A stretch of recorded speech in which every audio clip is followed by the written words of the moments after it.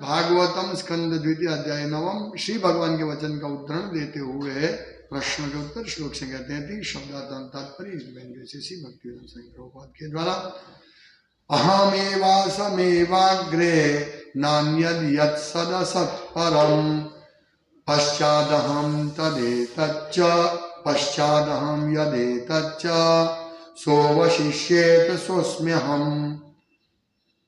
शब्दार्थ अहम मैं भगवान एवा निश्चय आसम था एवा केवल अग्रे सृष्टि के पहले न कभी नहीं अन्य कुछ यद जो सत कार्य असत कारण परम पश्चात अंत में अहम मैं भगवान यद ये सब एतत् सृष्टि च भी यह प्रत्येक वस्तु अवशिष्येत बचा रहता है सह वह अस्मि हूँ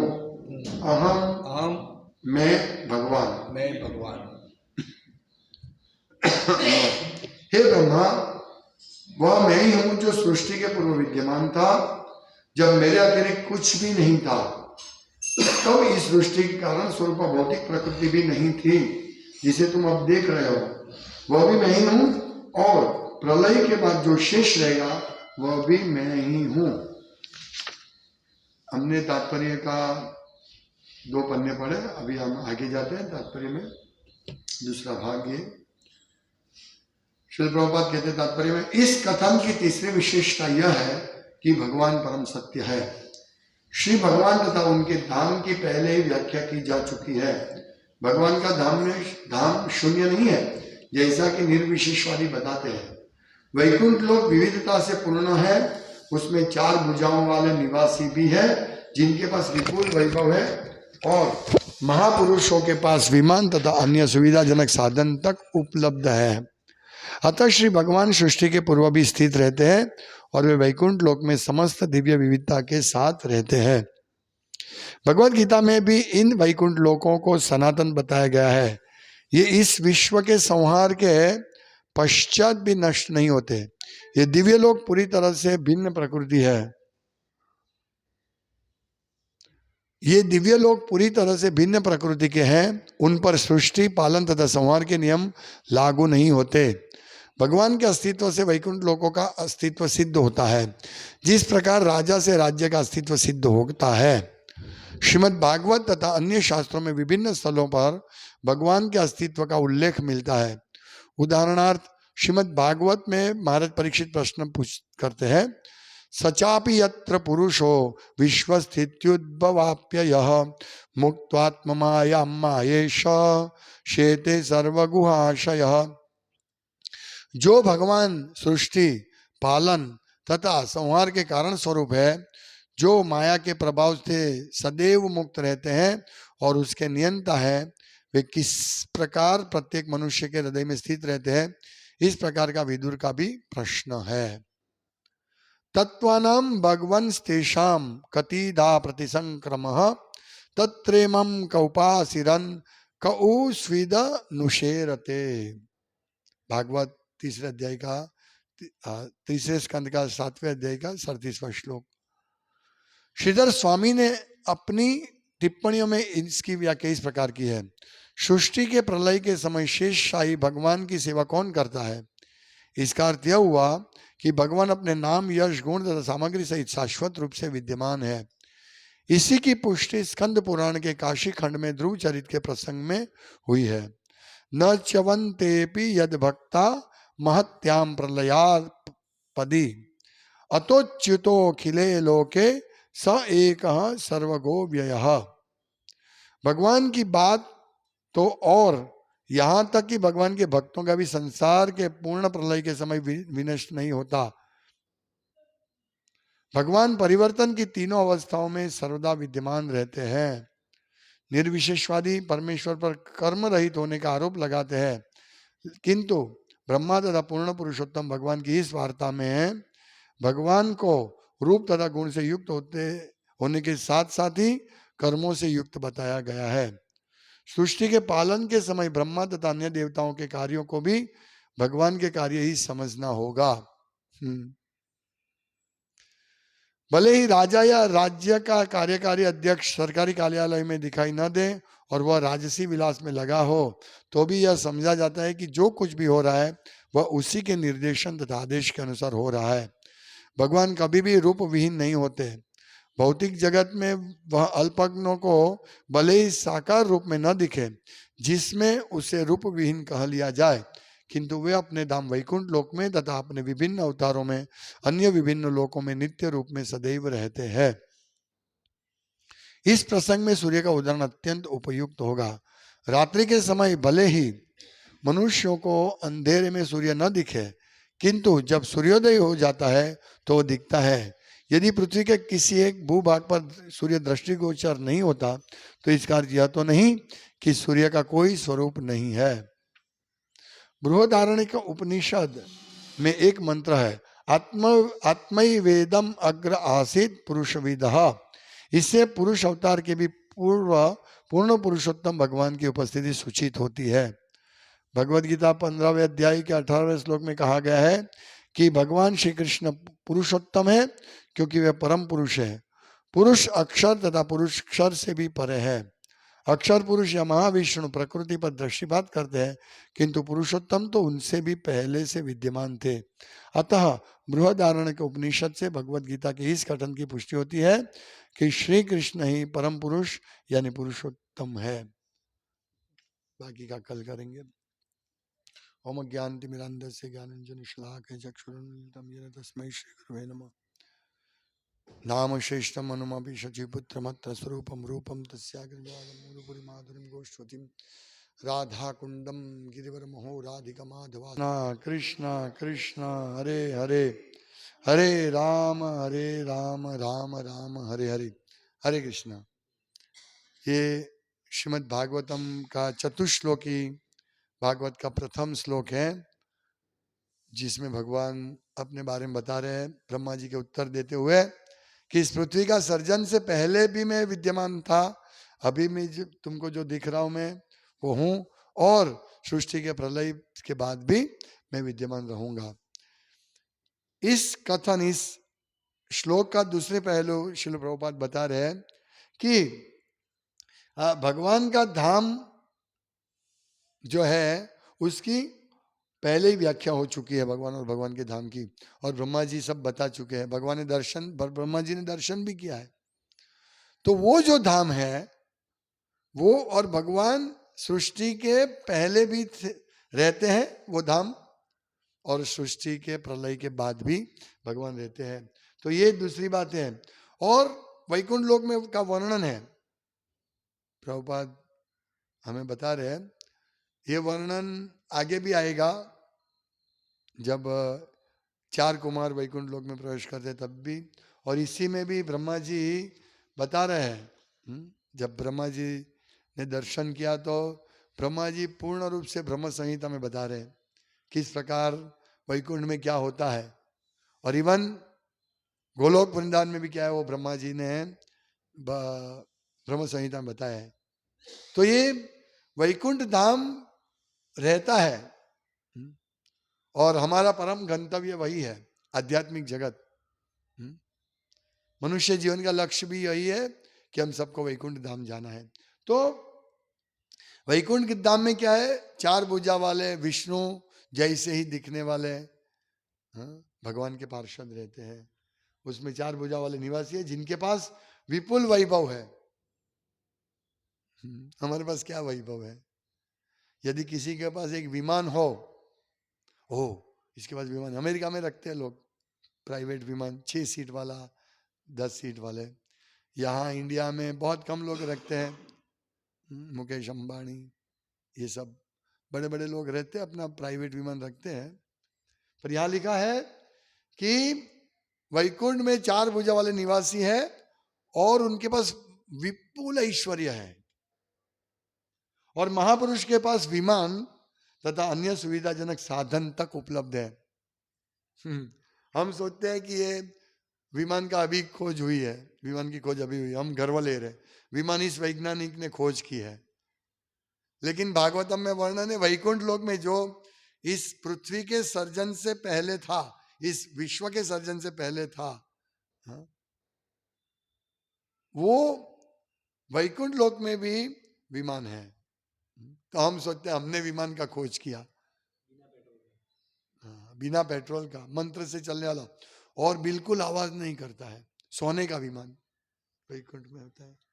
तो अन्य सुविधाजनक साधन तक उपलब्ध, यानी सिर्फ विमान नहीं, और भी बहुत सारे साधन सुविधा उपलब्ध है।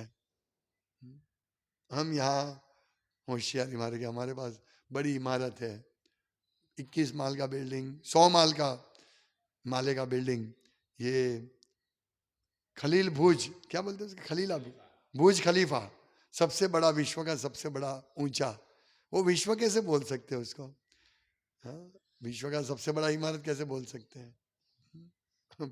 पागल है आप, कुछ भी बोल देते हैं। ये विश्व में और बहुत सारे स्वर्ग में, इवन भौम स्वर्ग में भी बहुत सारे ऐसे हैं, इससे बड़ा ऊंचा है, मेरू पर्वत कितना बड़ा ऊंचा है। तो ये लोग कुछ जानते नहीं, इधर उधर का कुछ जानते नहीं है, ये कुत्ते जैसे है लोग। देखो मेरी शेरी, मेरी गली सबसे महान है, ऐसा ही सोचते वो। ये छोटे बच्चे भी ऐसी हरकत नहीं करते, वो भी नहीं बोलते कि मैं सबसे, मेरा घर सबसे बड़ा है, नहीं। लेकिन ये वो लोग बोलते हैं ये हमारा बुर्ज खलीफा सबसे बड़ा बिल्डिंग है, ये सब। और वो गिनीज बुक ऑफ रिकॉर्ड में दर्ज किया जाएगा।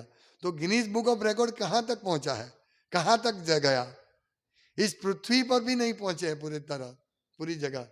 हम 5वें स्कंद में इस भौम स्वर्ग के बारे में सुनेंगे, जिसमें इतना वैभव है, वहां, वहां के देवता, वहां जो रहते हैं अर्ध देवता बोले जाते हैं, इसी पृथ्वी पर, ये जम्बू द्वीप में अद्भुत ऐश्वर्य है। उसके सामने कुछ नहीं है यहाँ का। और बोलते हैं Guinness book of world record में कि इतना, अभी कोई 150 साल जीता तो लिखते हैं 150 साल जी, अरे तुमने देखा नहीं है वहां का आयुष्य, ये विश्व में ही, ये विश्व में नहीं, ये बहुमंडल में ही देवता का आयुष्य 10,000 साल है, वहां भोग भुगतते हैं। विश्व की सबसे सुंदर स्त्री, ये मिस वर्ल्ड, मिस एशिया, कुछ देखा नहीं है इस बहु जंगल में। तो अभी वैकुंठ की तो बात ही क्या करें, यहां लिखा है वैकुंठ में विमान उपलब्ध, और देवता के पास भी विमान है, अपनी पत्नी के साथ ये सब आते हैं यहाँ घूमने के लिए, और बहुत आनंद प्राप्त करते हैं, बहुत ऐश्वर्य भोगते हैं। मतलब ये सब बच्चों का बात है, गिनेश बुक ऑफ वर्ल्ड रिकॉर्ड, सब क्या वर्ल्ड रिकॉर्ड। हाँ, करदम मुनि ने विमान बनाया था, ये तो अभी भी है, ये सब चीज अभी भी है, वैकुंठ में जैसे विमान है अभी भी है। तो अतः श्री भगवान सृष्टि के पूर्व भी स्थित रहते हैं, और वे वैकुंठ लोक में समस्त दिव्य विविधता के साथ रहते हैं। जब हम ये वर्णन पढ़ेंगे ना, तो हम इसमें आगे श्रद्धा रखेंगे, नहीं ये सही है, भागवतम की जो बात है, जो वचन है, जो कथन है, वो सब सही है। तो हम लोग इस भौतिक जगत में तुच्छ भोग भुगतने के पीछे दौड़ेंगे नहीं, है ना। कोई विमान में जाता है, मैं विमान में जा, अभी तो इतना विमान का बड़ा ये नहीं है, पहले तो मैं विमान में बैठ के आया हूं, अभी मालूम नहीं विमान में बैठे कब टूट पड़ेगा, कुछ मालूम नहीं होता है, कभी भी कोई भी विमान कैसे भी टूट सकता है। पर वैकुंठ लोक में ऐसे नहीं है। और भगवान इस पृथ्वी के इसके सर्जन के पहले भी थे, उसमें रहते थे। और एक दूसरा बात है कि इस विश्व के संहार के पश्चात भी वो नष्ट नहीं होता है, ये बात अच्छी तरह हमको समझना है। उस वैकुंठ में भगवान भगवद गीता में कहते हैं ना कि ये जो प्रकृति है, इस हम जहां रहते हैं, भौतिक प्रकृति का क्या स्वभाव है? भूत्वा भूत्वा प्रलीयते, ये बारंबार इसका विनाश होता है। हाँ? लेकिन जो आध्यात्मिक जगत है वो कभी नाश, सृष्टि के प्रलय के बाद भी नाश नहीं होती। ये पॉइंट हमको देखना है। सबसे पहले क्या है भाई, उसमें भी लोग रहते हैं और बहुत ऐश्वर्य से रहते हैं और बहुत अच्छी तरह रहते हैं, बहुत प्रसन्न सच्चित आनंद रहते हैं। वो परमानेंट चित ज्ञानमय है और सब आनंदमय है, वैसे लोग रहते हैं। और इस जगत में असत, अचित और निरानंदमय, कोई सुख नहीं है, टेम्पररी है और लंबा नहीं रहेंगे हम। तो ये जो नियम हमका, हमारे ऊपर जो नियम लगते हैं कि हम काल का प्रभाव, हम जो आगे बूढ़े हो जाते हैं या कोई भी चीज नष्ट होती है, उसमें काल का प्रभाव है। और आध्यात्मिक जगत में काल का प्रभाव नहीं है। इसीलिए सृष्टि, स्थिति और प्रलय सिर्फ इस जगत में होता है, आध्यात्मिक जगत में नहीं होता, क्योंकि वहां काल का प्रभाव नहीं है। यहां भगवान का प्रतिनिधि काल है, काल के रूप में सब चीज को नष्ट कर देते हैं। जैसे भगवत गीता भगवान विश्व रूप दिखाते हैं, तब पूछते हैं अर्जुन कि आप कौन है? बोले मैं सबका विनाश करने वाला काल हूं। ये बताते हैं। तो दिव्य लोग पूरी तरह से भिन्न प्रकृति है, उन पर सृष्टि, पालन तथा संहार के नियम लागू नहीं होते। और जिस भगवान शाश्वत है और वैकुंठ लोग भी शाश्वत है, उसी प्रकार भगवान का। और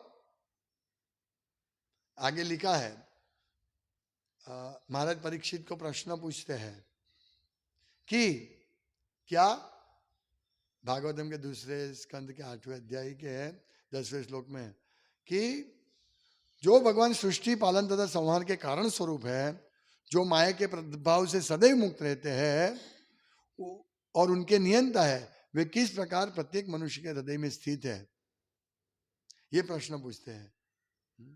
तो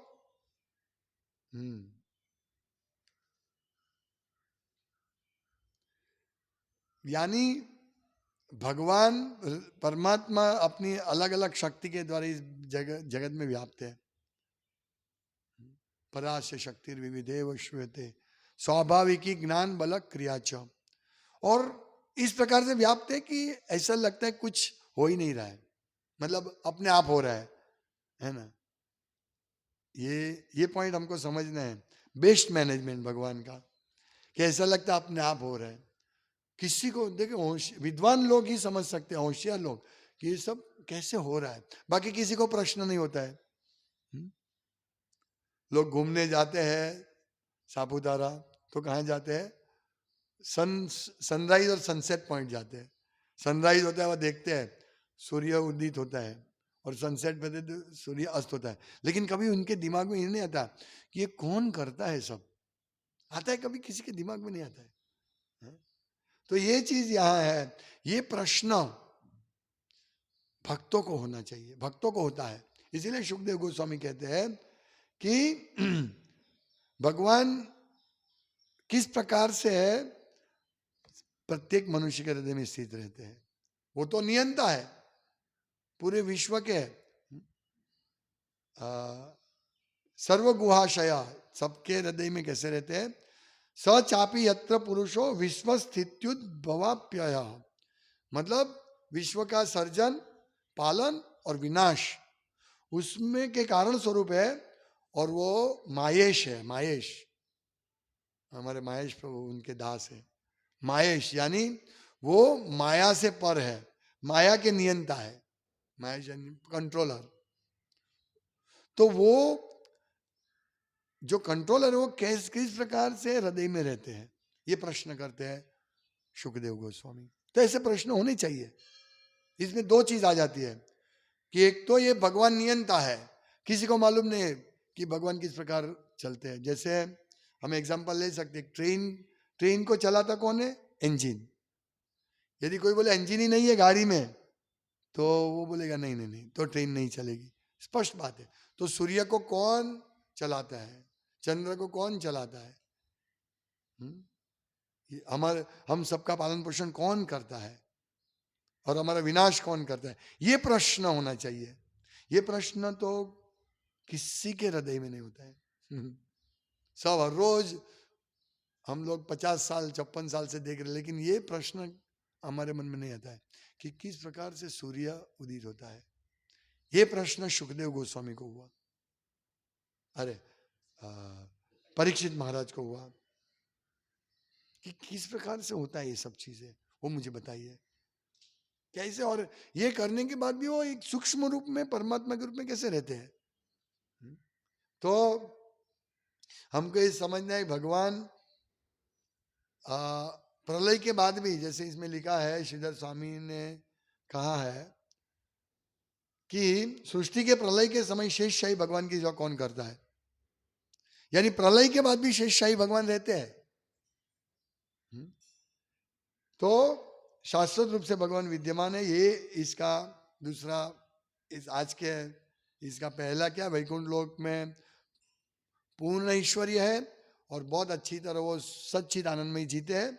और दूसरा, ना तो वैकुंठ लोक का ना तो भगवान का विनाश होता है इस भौतिक जगत के विनाश होने के बाद भी। दूसरा एक बहुत सुंदर पॉइंट यहां कहते हैं कि निर्विशेषवादी कहते हैं कि भाई भगवान निराकार है इसलिए कर्म रहित होते हैं। तो प्रभुपाद बहुत सुंदर समझाते हैं कि भगवान, यहां ब्रह्मा जी और भगवान सामने आमने सामने बात कर रहे हैं, मतलब भगवान साक्षात दर्शन कर रहे हैं ब्रह्मा जी, और ब्रह्मा जी प्रश्न पूछ रहे और अभी भगवान उनके उत्तर दे रहे। तो लिखे है कि ब्रह्मा तथा पूर्ण पुरुषोत्तम भगवान की इस वार्ता में भगवान को रूप तथा गुण से युक्त होने के साथ ही साथ कर्मों से युक्त बनाया गया है, बताया गया है। मतलब कर्म करते हैं भगवान, नहीं तो ये ऐसे हुआ कैसे, कैसे इसका पूरा सर्जन हुआ, कुछ किसी ने तो किया ना, ब्रह्मा जी को सर्जन किसने किया। हाँ, भगवान ऐसे कर्म करते हैं, उनको हम कर्म करते थक जाते हैं, हाथ पैर दर्द होने लगता है। हाँ? हम सुबह ऑफिस जाते हैं, बिजनेस जाते हैं, शाम को घर पे आते हैं, थक गए, अभी माला नहीं करेंगे, थक गए, अभी रीडिंग नहीं करेंगे, थक गए। भगवान का ऐसा नहीं, भगवान को वो ऐसे कार्य करते हैं कि ऐसे ही लगे कि वो कार्य नहीं कर रहे। यहाँ निर्विशेषवादी सोचते हैं कि भगवान निराकार इसलिए कार्य नहीं करते, लेकिन हम देखते हैं कि ब्रह्मा जी और ये सामने सामने बात कर रहे और भगवान सब उनको बता रहे कि देखो मैं पहले भी था, और ये जो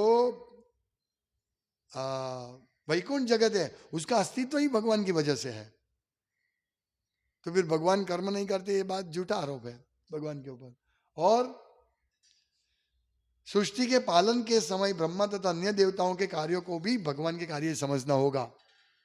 तो पालन जो ब्रह्मा जी थोड़ी करते हैं या कोई देवता थोड़ी करते हैं। हाँ, हमको देवता अनाज, फिर पानी, प्रकाश, ये सब देते हैं, लेकिन वो कहां से देते हैं, भगवान से देते हैं। तो ये इसीलिए भगवान भी कर्म करते हैं, पर ये कार्य भगवान के ही कार्य है, भगवान की व्यवस्था है ना। प्रभुपाद इसमें बहुत सुंदर उदाहरण देते हैं कि भाई कोई ऑफिस में, प्रभुपाद कहते हैं कि राजा या राज्य का कार्यकारी अध्यक्ष सरकारी कार्यालय में दिखाई न दे और वह राजसी विलास में लगा हो, तो भी यह समझा जाता है कि कुछ भी हो रहा है वो उसी के निर्देशन तथा आदेश के अनुसार हो रहा है। कितना अच्छा प्रभुपाद उदाहरण दे रहे। गोलोक के निवसत्य अखिलात्म भूतो, भगवान गोलोक में अपने प्रेमी भक्तों के साथ लीला कर रहे हैं, विलास कर रहे हैं। हाँ? सुंदर लीला है, अद्भुत लीला है, भगवान कर रहे हैं।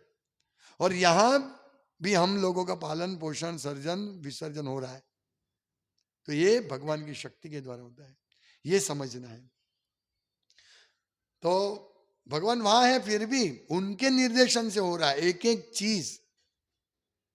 जैसे ब्रिज बनता है, तो ब्रिज बनते एक एक बोल्ट इंजीनियर, हेड इंजीनियर को मालूम होता है कि एक एक बोल्ट कहाँ है और कैसे कार्य हो रहा है। भगवान को सब मालूम है। भगवान कभी भी रूपहीन नहीं होते। भौतिक जगत में वह अल्पज्ञों को भले ही साकार रूप में न दिखे, जिससे उसे रूप विहीन कह लिया जाए, किंतु यहां अल्पज्ञ लोग जिनको ज्ञान नहीं है वही समझते कि भगवान निराकार है, क्योंकि भगवान दिखते नहीं है। लेकिन प्रभुपाद कहते हैं भगवान को देखने की तो आंख चाहिए, ऐसे थोड़ी भगवान दिखेंगे, योग्यता चाहिए। ये हमारी चमड़े की आंख से क्या दिखेगा।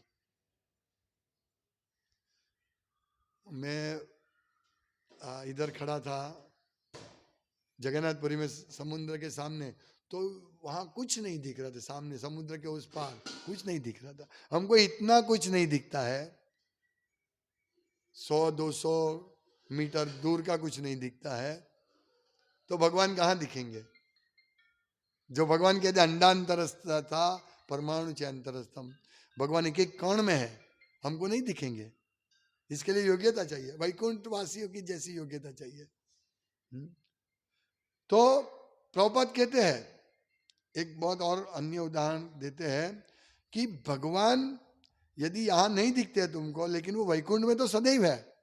किस प्रकार से? सूर्य का उदाहरण देते हैं प्रभुपाद कि भाई सूर्य, अभी हमको सूर्य का दर्शन हो रहा है, लेकिन रात को सूर्य का दर्शन नहीं होगा। क्यों? रात को कहीं और है। हम ऐसे नहीं बोल सकते सूर्य नहीं है, नहीं, वो कहीं और है ना। लेकिन सूर्य की शक्ति का हम रियलाइज करते हैं ट्यूबलाइट के द्वारा। जो प्रकाश है ये कहां से आता है? वो सूर्य की शक्ति से ही तो आता है। इसलिए हमको ये सब समझना है। हम अभी भगवान को दर्शन नहीं कर सकते हैं, क्योंकि अभी भगवान कहीं और है। लेकिन भगवान की शक्तियों से समझ सकते कि भगवान है। ट्यूबलाइट से समझ सकते हैं। अभी सूर्य ही नहीं होते, ट्यूबलाइट को शक्ति कौन देगा? सूर्य की शक्ति से समुद्र में से पानी का शोषण होता है, और वो बारिश के रूप में वापस पानी हमको मिलता है, और वो पानी से टरबाइन घूमता है, और टरबाइन से एनर्जी प्रोड्यूस होती है ना। नहीं तो एक जगह अभी मैंने कहीं पे पढ़ा, वहां लिखा है वो एक ऐसी जगह है कि जहां बर्फ ही बर्फ है, और बोलते हैं वहां कभी भी लाश को दफनाया नहीं दिया जाएगा। क्यों? क्योंकि वो वैसे की वैसी ही रहती है, उसको विसर्जन नहीं होता, क्योंकि ठंडा बहुत है, बर्फ है, तो बर्फ की वजह से विसर्जन नहीं होता है ना। वो वही की वजह रहती है, इसलिए वहां किसी को भी ये नहीं किया दिया जाता है, दफनाया नहीं जाता है। तो ये सब चीजें है। तो जहां सूर्य नहीं है वहां सब पत्ती जल जाती है, वहां कोई खाना पीना नहीं मिलता है। प्रभुपाद ने कहीं पे तात्पर्य में लिखते हैं या लेक्चर में बताया कि जहां सूर्य नहीं होता है वहां बहुत परिस्थिति बहुत विकट है। तो कहने का तात्पर्य कि सुबह शाम रात हम सूर्य का दर्शन कर सकते हैं, लेकिन अलग रूप से। तो यही प्रभुपाद कहते हैं कि रात्रि के समय भले मनुष्य को अंधेरे में सूर्य न दिखे, किंतु जब सूर्योदय हो जाता है तो वह दिखता है। यदि पृथ्वी के किसी एक भूभाग पर सूर्य दृष्टिगोचर नहीं होता, तो इसका अर्थ यह तो नहीं है कि सूर्य का कोई रूप नहीं है। नहीं है सूर्य। अभी तुम कितना समय के लिए जियोगे? 100 साल के लिए जियोगे, और भगवान तो आएंगे ब्रह्मा जी के, और एक युग में एक बार आएंगे भगवान। तो तुमको कहां दिखेगा, है ना। इसीलिए जैसे रात को तुम कितना भी चिल्लाओगे, अभी जो जो कीड़े रात को जन्म लेते हैं, रात को बड़े होते हैं, शादी करते हैं, पुत्र उत्पन्न करते हैं, शादी नहीं करते वो लोग, पुत्र उत्पन्न करते हैं, मर जाते हैं, पूरे रात में ही मर जाते हैं। वो बोलेगा कोई भगवान नहीं है। हमारा ऐसा हालत है, ऐसे ही है, कोई भगवान नहीं है, ऐसे लोग सोचते हैं। लेकिन बुद्धिशाली विद्वान लोग सोचते हैं, ये पढ़ के, यस ये बात तो बिल्कुल एकदम सही है कि भाई भगवान यहां दिखते नहीं है, इसका मतलब ये नहीं कि भाई भगवान नहीं है। आप ऐसे नहीं बोल सकते।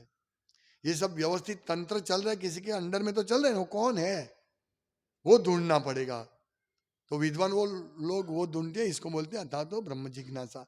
ये हमें जिज्ञासा करनी चाहिए, तभी वो मनुष्य है। और आगे है एक और इस आज के है कि भगवान परम पुरुष है, और वो क्षर और अक्षर से भी पर है। क्षर यानी अक्षर यानी हम, हमारा नाश होता है, हम क्षर, और अक्षर महाविष्णु। तो अक्षर पुरुष या महाविष्णु प्रकृति के पास दृष्टिपात करते हैं, किंतु पुरुषोत्तम तो उनसे भी पहले विद्यमान है। भगवान दृष्टि करते हैं सृष्टि के ऊपर,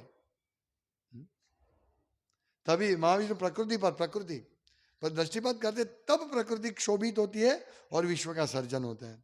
लेकिन पुरुषोत्तम तो उससे पहले भी विद्यमान थे। तो श्री कृष्ण ही परम पुरुषोत्तम है, यह हमें समझना चाहिए। तो जब विश्व का सर्जन होता है, सर्जन की आवश्यकता होती है, तब भगवान संकर्षण, महासंकर्षण से ये पुरुष अवतार का विस्तार होता है। तो ये पुरुष अवतार भी जो सृष्टि का सर्जन करने के मुख्य कारण है, वो भी भगवान विष्णु पुरुषोत्तम कृष्ण से आते हैं। तो ये सब चीजें हैं, हम सबको अच्छी तरह भागवतम से ये सब क्लियर, हमारा कॉन्सेप्ट क्लियर कर लेना चाहिए। ये कॉन्सेप्ट क्लियर नहीं करेंगे, और ये नहीं तो हम क्या समझेंगे कि बस यही जीवन में अच्छा है। जब तक हम देखेंगे नहीं वैकुंठ में क्या अवस्था है, वैकुंठ किस प्रकार से अक्षर है, उसका विनाश नहीं होता है, भगवान किस प्रकार से कार्य करते हैं, ये सब चीज समझना है। और ये ब्रह्मा जी पूर्ण रूप से समझ रहे, और भगवान उनको समझा रहे हैं कि देखो मैं पहले भी अहम एवासम एवाग्रे, मैं था एवाग्रे, पहले भी सृष्टि के पहले मैं था। नान्यद यद सत असत परम, और इसका कोई दूसरा ये जो हमको असत और सत ये जो दिख रहा है, असत मतलब कार्य कारण, प्रभुपाद ट्रांसलेट करते हैं, तो ये पृथ्वी का जो दिख रहा है वो भी भगवान ही है, न अन्यद, और कोई नहीं है। यत असत सत असत परम, तो ये मैं ही हूं, भगवान कहते हैं ये सृष्टि का। तो ये सब समझना है। हम आगे तीसरा भाग में देखेंगे, इसको और आगे व्याख्या करेंगे, क्योंकि ये 5 पन्ने का तात्पर्य, इसलिए हम लोग यहीं पर रुकते हैं, और कल तीसरा भाग हम देखेंगे। हरे कृष्णा। श्रीमद् भागवतम की जय, श्रील प्रभुपाद की जय। हमें शांति